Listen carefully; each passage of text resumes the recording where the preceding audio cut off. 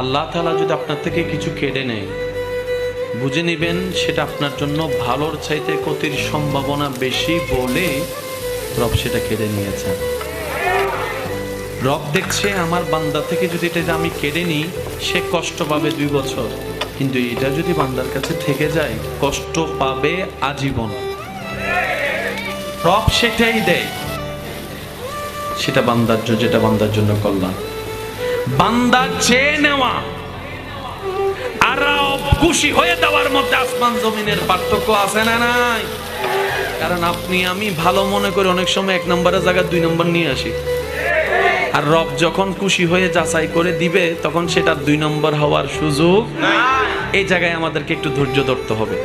না পেয়ে হতাশাতা নয়, বরং না পাইলেও বলবেন আলহামদুলিল্লাহ, পাইলে বলবেন আলহামদুলিল্লাহ।